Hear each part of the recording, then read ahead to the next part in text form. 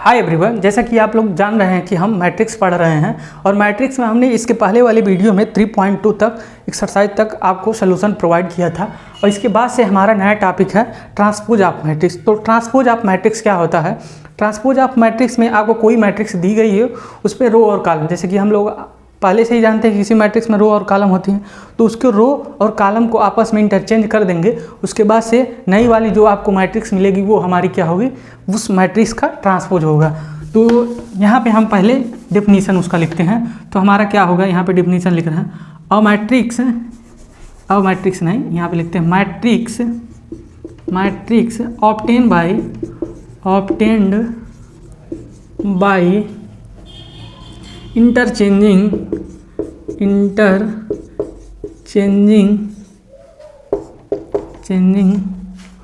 rows and columns. Matrix obtained by interchanging row and columns is called transpose of matrix. Transpose of that matrix.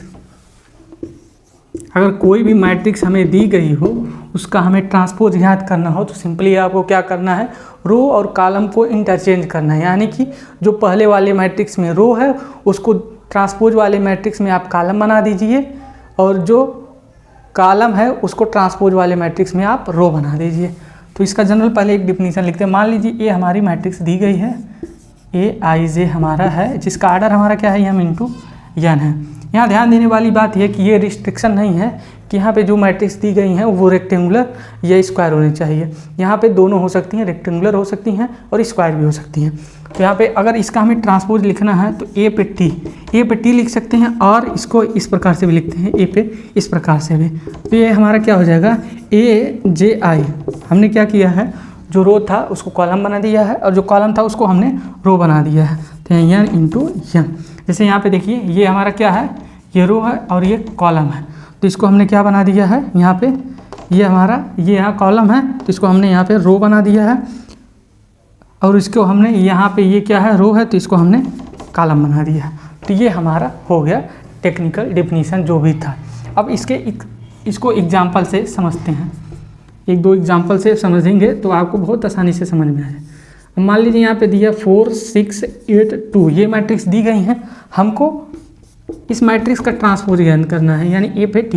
ये transpose आपको याद करता है। Simply आपको क्या करना है, यहाँ पे जो रो हैं देखिए, फर्स्ट रो ये दिया, सेकंड रो ये दिया है, इसको हमें इस वाले में कॉलम बना देना, 4 और ये 6 हो जाएगा। उसी प्रकार से ये हमारा क्या हो जाएगा, 8 2।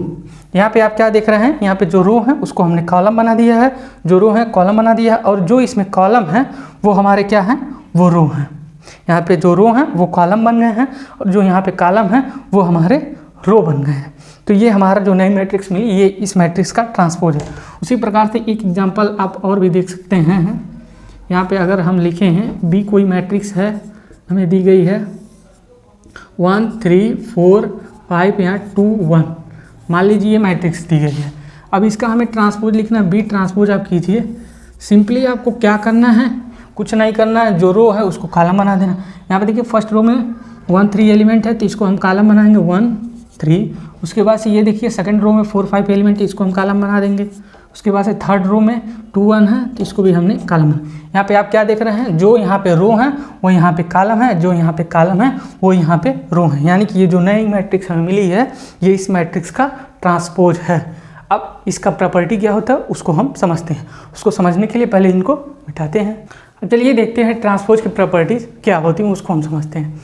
तो ट्रांसपोज की पहली प्रॉपर्टी आपको क्या होती है, अगर एक कोई मैट्रिक्स दी गई हो उसका आप ट्रांसपोज ले रहे हैं, फिर उसी के बाद अगर ए मैट्रिक्स दी गई है उसका ट्रांसपोज लेके फिर जो आ रहा है रिजल्टेड उसका ट्रांसपोज ले रहे हैं, तो आपको वापस से वही नई वाली मैट्रिक्स मिल जाएगी, यानी कि ओरिजिनल मैट्रिक्स आपको मिल जाएगी।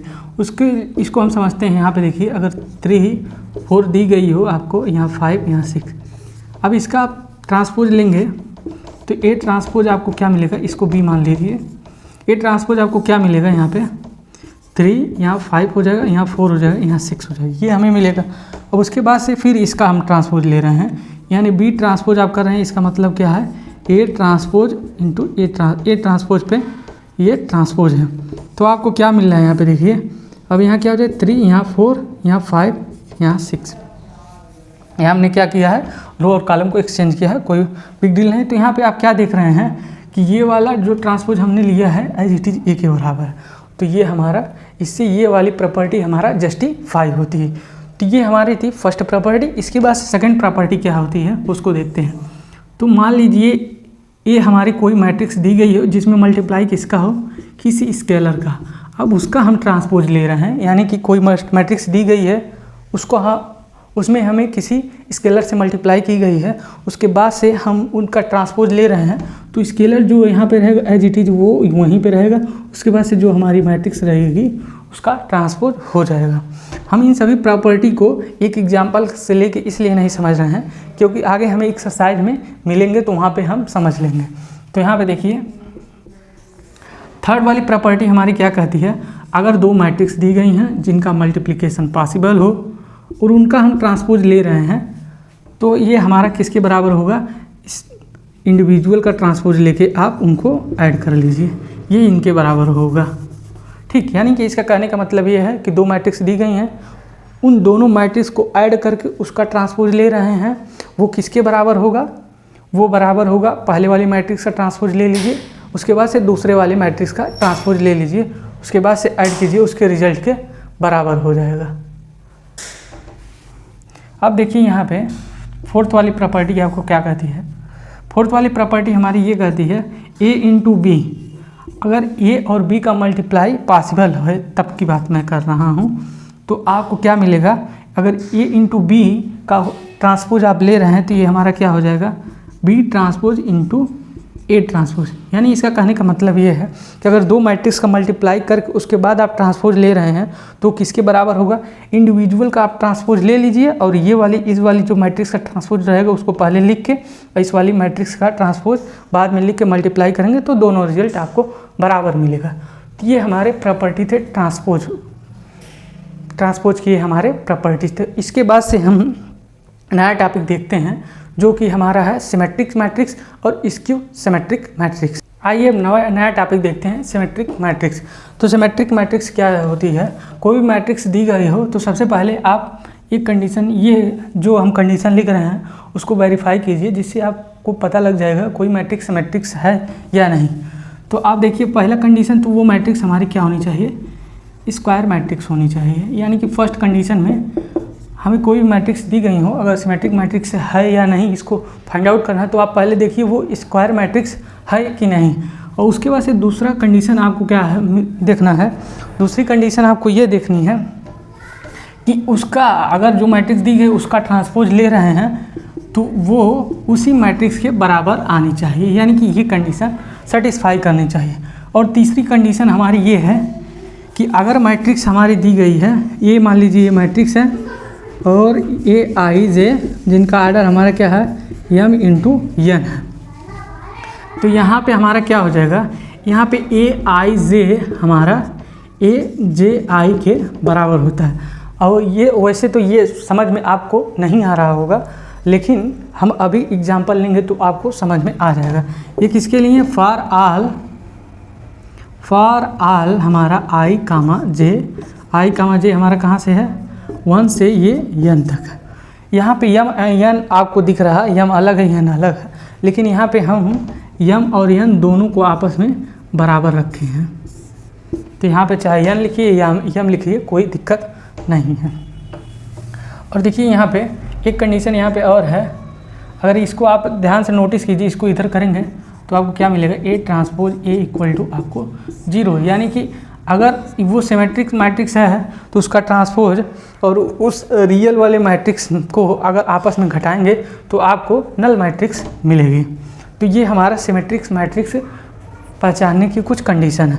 अब देखिए मान लीजिए ये मैट्रिक्स हमें दी गई है और इसमें हमें फाइंड आउट करना है कि ये सिमेट्रिक मैट्रिक्स है या नहीं।